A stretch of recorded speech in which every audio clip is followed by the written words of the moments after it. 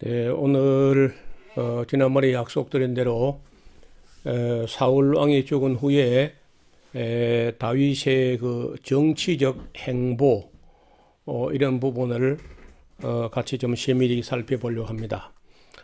사울 왕이 죽었을 때 국민들은 다 슬퍼했고 다윗도 슬퍼하면서 그 조가 같은 노래를 만들었습니다. 이른바 활노래라고 하는 노래인데 그 노래는 그 사울 왕이 뭐 잘못한 것에 대해서는 이런 방구도 없고 그 잘한 것만을 기억하게 하는 그런 노래인데 그 다윗이 그때 나이가 30살 글쎄 30살 좀 넘었거나 뭐 그런 많아도 이제 36, 7 이런 정도인데 참 대단한 감각이에요. 아마 40도 안 된 그런 다윗이 정치적인 감각에 있어서는 거의 뭐 정치 구단이다 할 정도로 뛰어난 감각이에요. 그래서 누가 봐도 그 사울 왕이 죽었기 때문에 이제는 뭐 다윗이 얼씨구 하면서 치고 들어와서 사울 왕이 차지했던 왕자리를 다윗이 그저 차지하지 않겠나 하고 뭐 기대 반 우려 반 이렇게 이제 그런 안목으로 보고 있습니다. 그런데 다윗이 전혀 그런 모습을 보이지 않고 그 사울 왕의 죽음을 노래한 그 노래가 있는데 한번 같이 찾아볼까요? 사무엘 하서를 한번 보시면은 그 유명한 노래가 나옵니다. 그리고 그 노래를 다윗은 노래를 만들어 가지고 다른 사람에게 부르게 한 게 아니고 유다 지파 사람들에게 그 노래를 부르게 한 거예요. 자, 그 사무엘 하서 1장 17절에 보면요.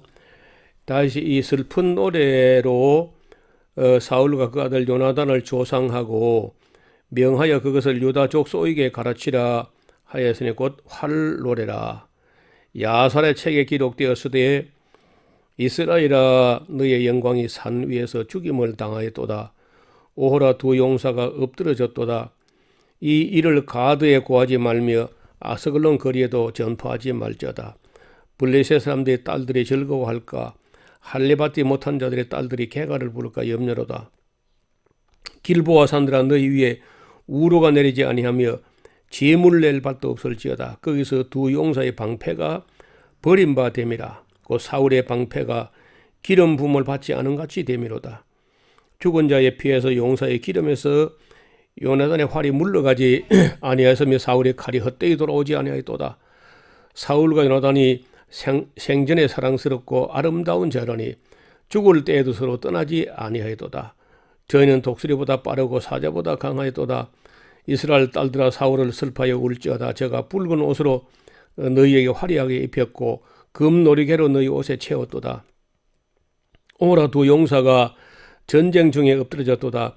요나단이 너의 산 위에서 죽임을 당하도다. 내 형 요나단이여 내가 그대를 애통함은 그대는 내게 심히 아름다움이라. 그대가 나를 사랑함이 기이하여 여인의 사랑보다 성하였도다.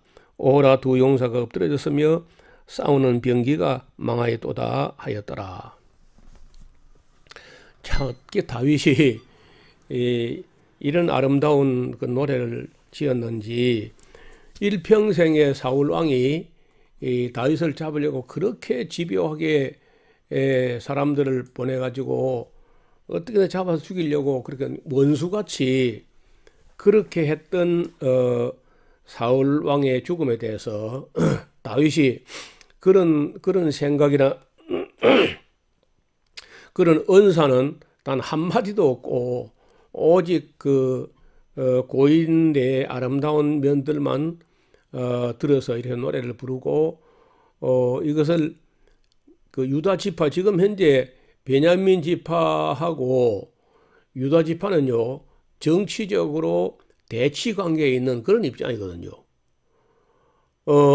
그래서 그럼에도 불구하고 다윗이 이 정적이었던 사울 왕의 죽음에 대해서 이렇게 진심을 담아서 그 자기 지파 유다 지파 사람들에게 사울의 장례식 기간 동안에 이 노래를 부르게 그렇게 했다는 거죠. 자, 이것은 오늘날 이만큼 발전된 세상에서도 이런 정치적인 감각을 가지고 행동하는 사람은 찾아보기 어렵습니다. 항상 그저 뭐 사람이 죽었거나 살았거나 간에 남의 허물만 들추어낸다든지 이렇게 하기 쉽지, 그 허물에 대해서는 이런 방구도 쓰지 않고 그들이 잘했던 것만 이렇게 찬양하는 그런 노래를 지어서, 그것도 자기 지파, 다윗이 자기 지파 사람들에게 가르쳐서 노래 부르겠다는 건 놀랍죠. 그래서 이제 이게 하도 유명했기 때문에 역사책 중에 야살의 책에 활노래라는 노래로 수록되어 있다는 겁니다. 그것은 사울과 요나단이 활을 잘 쏘았다 그래요. 그래서 그 요나단의 활 이야기를 이렇게 노래한 것이고, 그 26절에 보면은 내 형 요나단이여 내가 그대를 애통하면 그대는 내게 심히 아름다움이라 그대가 나를 사랑하며 기이하여 여인의 사랑보다 성하였도다. 뭐 여인의 사랑이 깊고 아름답고 한데, 근데 그보다 더 아름다운 사랑, 즉 요나단이 다윗을 사랑한 사랑은 그보다 더 아름다운 사랑이었다. 이렇게 노래하고 있습니다. 그래서 그 다음에 이제 사람들은 다 이제나 저제나 하면서 사울 왕이 죽었고 뭐 요나단, 아비나답, 말기수와 사울 왕의 사부자가 다 전사했고, 이제 남은 그 왕자는 이스보셋 하나가 남아 있긴 해도 그거는 뭐 그렇게 인물이 출중하지 못해요. 그래서 사람들은 뭐 어떤 시각으로 바라보냐 하면은 뭐 드디어 이제 다윗이 치고 나와서 왕자에 앉지 않겠나, 이런 시각으로 보고 있습니다. 그런데 다윗은 그렇게 서두르지 않았다는 거예요. 사무엘이 다윗의 머리에 기름을 부은 것은 다윗의 나이 아마 20세도 채 안 됐을 때였습니다. 그런데 나중에 이제 보면은 그 다윗이 여기 기도를 해요. 2장에 보면은 그 후에 다윗이 여호와께 물어 가로되 내가 유다 한 성읍으로는 올라가리까? 여호와께서 가라사대 올라가라. 다윗이 가로되 어디로 가리까? 가라사대 헤브론으로 갈지니라. 그래서 그 다윗이 시글락에 있을 때 이런 그 소식을 들었는데, 이제 사울 왕이 죽었으니까 다윗의 목숨을 사냥하려고 하는 세력은 이제 뭐 없는 걸로 생각하고 다윗이 하나님께 기도하기를 유다 한 성읍까지는 갈 수 있겠는가 여쭤봤더니 갈 수 있다. 그럼 또 유다 성읍 중에 어디를 가면 되겠습니까? 그야 뭐 당연히 헤브론으로 가야지. 헤브론이 유다 지파의 수도거든요. 그 헤브론으로 가라 해가지고 이제 그 두 아내 이스라엘 여인 아히노암과 갈멜 사람 나발의 아내 되었던 아비가일 데리고 올라갑니다. 그리고 또 자기 2장 3절에 또 자기와 함께한 종자들과 그들의 권속들을 다 데리고 올라가서 헤브론 각 성에 거하게 했습니다. 유다 사람들이 와서 거기서 다윗에게 기름을 부어서 유다 족속의 왕을 삼았습니다. 그러니까 뭐 다윗이 이스라엘 전체 왕이 되려고 한 게 아니고 그냥 유다 사람들이 그동안은 뭐 사울 왕을 하는 짓을 봐서 도저히 자기들이 왕으로 인정할 수 없다 해가지고 다윗에게 얼른 와서 기름을 부어가지고 유다 한 지파의 왕을 삼았어요. 그때 어떤 사람이 거기 4절 중간에 보면요, 혹이 어떤 사람이 다윗에게 와서 고하기를 사울 왕이 죽었는데 장사한 사람은 길앗 야베스 사람들입니다. 라고 어떤 정보를 가져왔어요. 그러니까 이제 이 말이 무슨 말이냐면요, 약간 그 정치형 감각을 발휘해야 이해가 되는 말인데, 민심이 지금 어디로 기울고 어디로 쏠리고 있는가, 이런 걸 생각해야 될 때인데, 다윗은 행보를 매우 서두르지 않고 조심스럽게 이렇게 하면서 있는데, 유다 지파 사람들이 그냥 어거지로 와서 그냥 다윗의 머리에 기름 부어가지고 왕을 삼았단 말이죠. 이제 그때 누가 정보를 가져오기를 사울 왕이 길보아산 전투에서 죽어서 이제 목은 달아나 버리고 목도 없는 시체가, 목은 아마도 블레셋 사람들이 가져가서 막 거리 행진하고 했겠죠. 그리고 시신만, 몸뚱아리만 이렇게 길보아산에 죽어 있는 것을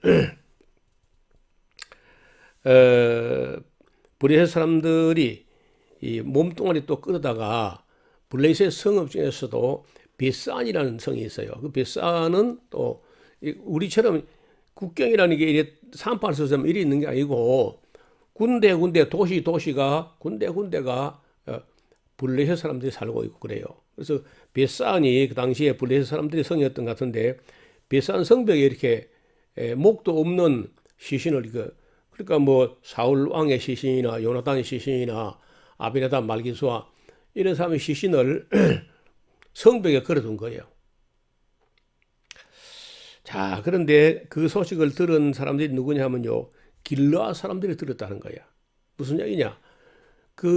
길르앗 사람들은 요단강 동편에 강 건너 사람들, 요단강 동편에 루벤 지파, 갓 지파, 므낫세 반 지파, 이제 이 사람들인데, 물론 뭐 혈통으로 하면 다 야곱의 자손이지만은 어떻든 요단강이 하나 사이에 있음으로 해가지고 웬만한 거는 강 건너 불보기처럼 이렇게 좀 서로 소원하다고요. 그런데 왜 이 사울 왕의 시신을 베냐민 지파나 아니면 에브라임 지파나 누가 그 시신을 거두지 않고 베산 성벽에 못 박혀 있는 그런 시신을 길앗 야베스 사람들이 왜 이걸 장사했느냐? 그 이유가 있어요. 그는 그 사울 왕이 등극했던 그 초기에 암몬 사람들이 와서 요단 동편 사람들, 길앗 사람들을 다 그저 잡아서 족치겠다 하고 그 소식이 왔을 때 하나님의 성령이 충만해지면서 사울 왕이 아주 용기 100배 담대해가지고 가서 암몬 자손을 쳐서 복속시키고, 그리고 그 길라 야베스 사람들 다 건져준 일이 있거든요. 그 당시에 사울이 베냐민 지파, 미약한 약한 지파에서 키만 컸지 뭐 아무 정치 경험도 없는 사람이 덜컹 왕이 되니까 사람들이 다 비웃었다고요. 아이고, 저 사람이 능히 우리를 구원하겠느냐? 사울이 정치는 무슨 정치? 하고 빈정거리면서 비웃고 뭐 없이 여기고 이랬는데, 그때 하나님께서 그 사울에게 성령이 임하면서 강한 용맹과 담력을 가지고 가서 그 길앗 야베스를 건져준 일이 있거든.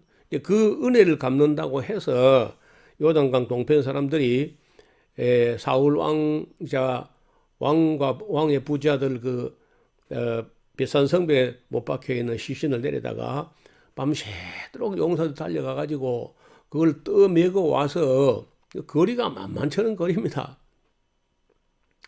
그게 뭐 글쎄요, 자동차도 없는 시대니까 그 거리로 하면은 하루길은 가서 하루길은 와야 될 정도로, 하루길도 뭐 더 될 거야 뭐. 그렇게 먼 길인데 그래 장사를 지내줬다는 겁니다. 이 말을, 이 정보를 다윗의 귀에 고한 사람들은 정치적으로 해석을 하고 고한 건데, 이 말이 무슨 말이냐면은 요단강 동편이 하나의 세력권으로 형성하고 있는데, 이 사람들은 여전히 사울 왕가에 대한 애정을 갖고 그들의 장례까지 치러줬답니다. 이제 이렇게 다윗에게 보고를 한 거거든요. 그래서 다윗이 만약에 보통 사람이나 그릇이 작은 사람 같으면 어때요? 뭐야? 길란 야베스 어디 두고 보자. 너희는 국물도 없다 이제. 이렇게 했을 거란 말이에요. 쫄장부 같으면 틀림없이 그렇게 해요. 그런데 다윗이 그 얘기를 듣고 5절 보세요. 다윗이 길란 야베스 사람들에게 사자를 보내어 가로되 너희가 너희 주 사울에게 이처럼 은혜를 베풀어 장사까지 지내줬다고 하니까 참 잘한 거다. 여호와께 보고를 받을 것이다. 너희가 이 일을 하였으니 이제 여호와께서 은혜와 진리로 너희에게 베푸시기를 원하고 나도 이 선한 일을 너희에게 갚으리니 이제 너희는 손을 강하게 하고 담대히 할지어다. 너희 주 사울이 죽은 후에 죽었고 또 유다 족속이 내게 기름을 부어서 저희 자기들 유다 지파 자기들 왕을 삼은 것인지 내가 뭐 왕이 되겠다 어떤 그런 뜻은 아니었다. 오해였기를 바란다. 이런 편지를 써서 사자를 보낸 거예요. 그러니까 참 다윗이 많이 성숙해 보이지 않습니까? 나이가 아직 40도 안 됐을 텐데 말이에요. 그래서 사울의 거기 이제 8절에 보면 2장 8절에 사울의 군장 넬의 아들 아브넬이 이미 사울의 아들 이스보셋을 데리고 마하나임으로 건너가서 길르앗과 아솔과 이스르엘과 에브라임과 베냐민과 온 이스라엘 왕을 삼았더라. 이게 바로 사울 왕이 죽고 나서 바로 그렇게 한 줄로 알지만 그렇지 않다는 거예요. 이거 조금 봐요. 사울의 아들 이스보셋이 비로소 이스라엘 왕이 될 때 나이 40세며 40세인데 2해 동안 그러니까 그렇게 아브넬이 자기 오촌 당속이죠. 그래서 아브넬이 이제 그 이스보셋을 갖다가 왕위에 앉혀가지고 기름을 부어서 왕을 세웠는데 그래가지고 왕위에 있은 해가 2해 동안 위에 있으니라. 유다 족속은 다윗을 따르고 있었는데 계산해보면 다윗이 헤브론에서 유다 족속의 왕이 된 날 수는 7해 6달이요. 7년 6개월간 다윗이 유다 지파의 왕으로 있었단 말이죠. 그리고 이제 이 말을 다시 말하면은 다윗이 지금쯤 그저 이스라엘 왕이 되겠다고 하면 나설란가 하고 기다리는데 안 나서 금년은 나올란가 해도 안 나와. 또 금년은 3년치도 안 나오고 4년치 안 나오고 5년치 기다려도 안 나오니까 아브넬이라는 사람이 다윗은 뭐 관심이 없는가 보다. 그러면서 그럼 우리도 뭐 5년이나 기다려도 다윗이 안 나오니까 우리도 뭐 모양을 갖춰야지 하면서 이제 이스보셋을 왕을 세워가지고 2년 동안 있었다잖아요. 2년을. 그러면 다윗이 헤브론에서 유다 한 지파의 왕으로 있은 게 7년 6개월이니까 7년 6개월에서 2년을 빼면은요 5년 반을 아브넬이 한마 지금쯤 다윗이 그저 자기가 왕이 되겠다 나올란가 했는데 암만 기다려도 안 나오니까 어쩔 수 없이 우리도 모양을 갖추자 하고 이스보셋을 왕을 세워가지고 이제 세력으로 등장하는 거거든요. 이 놀랍지 않습니까? 어떻게 다윗이 온 국민의 기대가 다 다윗이 왕이 될 거야, 왕이 돼야지, 왕이 되기를 뭐 이렇게 막 바라고 기다리고 하는데도 경거망동하지 않고, 왜냐하면 아직도 사울 왕 쪽에 사울 왕의 아들 중에 이스보셋이라는 왕자가 남아 있다는 거죠. 그 사람이 뭐 죽거나 아니면 그 사람이 뭐 병들거나 아니면 뭐 그 안에서 무슨 비연고가 있으면 모르지만은 다윗은 그 사람들이 뭐 지칠 만큼이나 다윗은 기다려요. 5년 반 정도나. 그래서 이제 5년 반을 기다리자 다윗이 안 나오니까 이스보셋을 왕을 세워가지고 아브넬이 우리도 그런 모양을 갖춘다 하고 이제 갖춘 거거든요. 그래서 이 이야기를 사람들이 되게 잘 모릅니다. 왜냐하면 이런 이야기를 잘 안 해요. 이게 정치 이야기인데 교회에서는 그냥 정치 이야기하면 안 되는 걸로. 이게 고도의 정치라고. 다윗이 얼마나 정치적 감각이 뛰어난 사람이냐. 정치 구단이요, 구단. 내가 볼 때는요. 자, 넬의 아들 12절에요.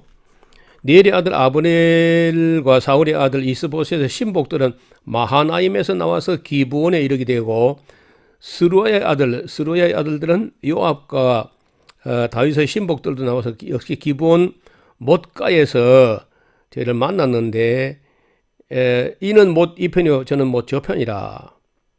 다시 말하면은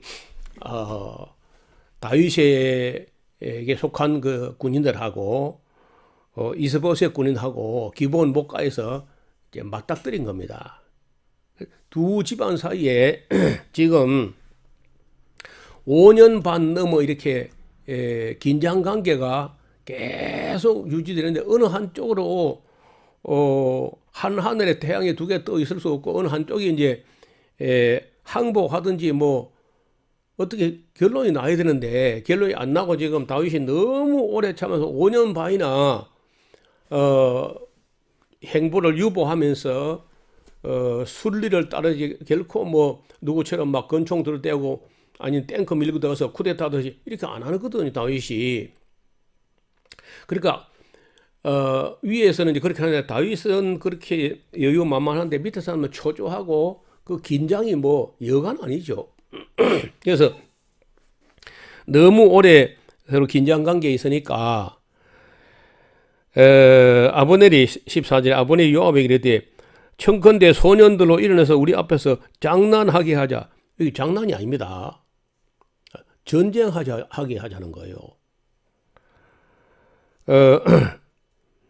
요압이 그러는데 그래 일어나게 하자 하며 저희가 일어나서 그 수여대로 나가서 베냐민과 사울의 아들 이스보셋의 편에 12이요 다윗의 신복 중에서 12이라. 처음에는요 그 군사들 다 그저 싸워서 무슨 뭐 전면전이나 백병전 해가지고 피 흘리고 많이 싸워서 죽고 할 필요가 뭐 있냐. 우리가 장수 너희 편에서 12 우리 편에서 12 해가지고 승부를 끝내자.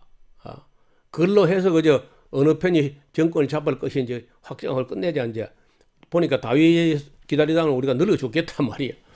이래서 이제 시작했는데 너무 서로 긴장 관계에 있다가 보니까 처음에는 전면전이 아니고 그냥 장수 12명씩만 내가지고 게임을 끝내려고 했는데 다윗의 휘하 부하들이요 야당 생활 너무 오래 해가지고 약이 오르고 독이 올라가지고 그냥 그만 12만 나가서 싸우자 해놓고 바로 막닥뜨리니까 전면전이 붙었어요.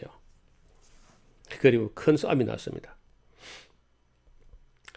그래서 각기 적수의 머리를 잡고 칼로 적수의 옆구리를 찌르며 일제히 쓰러진지라. 그러므로 그것을 헬갓 핫수림이라 했으며 기본에 있었습니다. 이날 싸움이 심히 맹렬하게 되어가지고 아브넬과 이스라엘 사람들이 다윗의 신복 앞에 패합니다.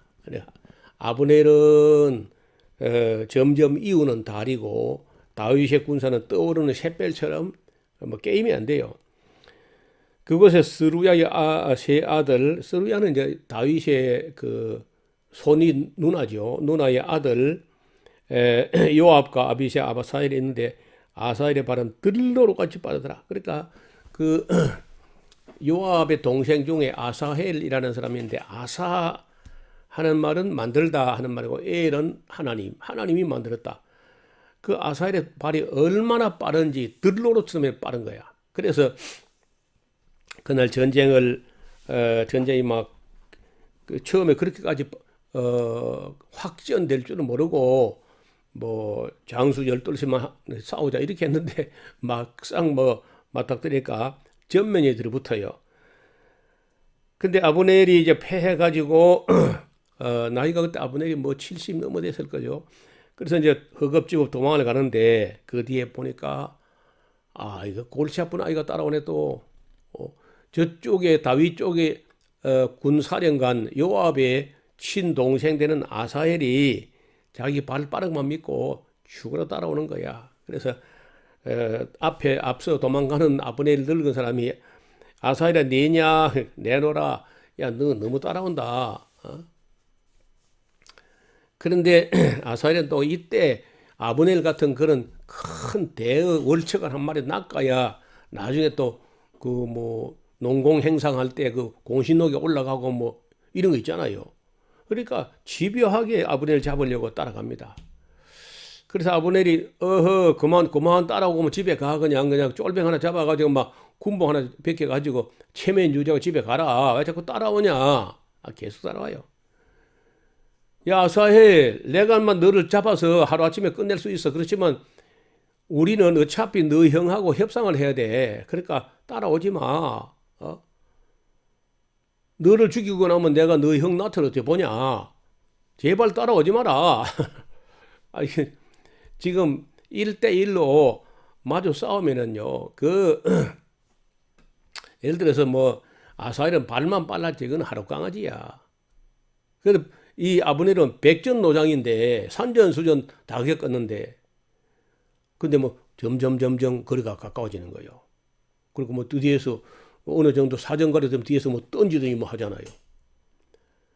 그래서 이거 참 아이가 골치 아픈 아이가 따라오네. 이거 딴 놈도 아니고 저거 요압의 친동생인데 저거 죽으면 어떡하나 저거. 그러나 뭐 지금 오늘 내가 살아야 뭐 아브넬이 말 오늘 내가 살아야 요압하고 협상하든지 말든지 내가 죽으면 무슨 의미가 있나 해가지고 협상은 그 다음 일이고 오늘 자기가 살아야 된다 싶으니까 그 아브넬이라는 노인의 장군이 이렇게 들거든 창을 이렇게 거꾸로 뒤집어서 자기 겨드랑이를 이렇게 뒤로 쑥 이렇게 빼니까 얘가 브레이크가 안 잡혀가지고 찔려 죽은 거야. 그러니까 뭐 싸울 것도 없어. 그냥 이러는 거 죽는 거야. 그냥 괜히 발만 빨랐지. 그러니까 여러분 그 늙었다고 함부로 다니면 안 돼요. 이 아브넬이 늙어서도요. 산전수전 공중전 없지만은 별 전쟁 다 치른 백천노장인데 아사헬이 자기 발바닥만 믿고 까불다가 이제 죽은 거예요.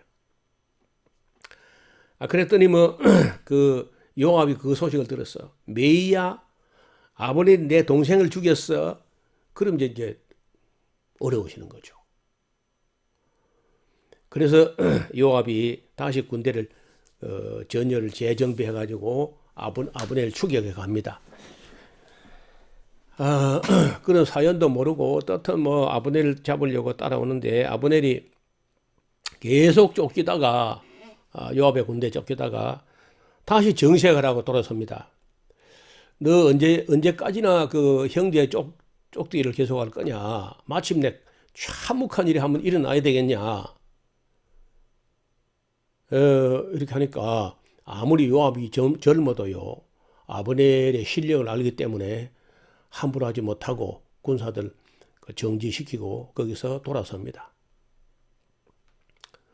그날 죽은 것마다 많이 죽었는데 다윗에게 허락도 안 받은 채 더 전쟁을 이게 확전시키는 것은 지럽지 못하다 해서 이제 그날 끝났는데 어떻든 그 아사엘 죽은 것 때문에 요압은 뭐 죽어도 아브넬 용서 못한다는 것이고 아브넬은 또 어떻게든지 이제 이 문제를 풀어야 된다 하는 그 난관에 봉착해요. 그런 얘기는 또 다음 시간에 한 번 더 이 부분이 이 과도기 역사인데 이거 잘 읽어야 됩니다. 그래야 다음 또 이야기가 원만히 해결되거든요. 오늘은 어떻든 여기까지 하고 다음 시간에 한 번 더 만나겠습니다. 감사합니다.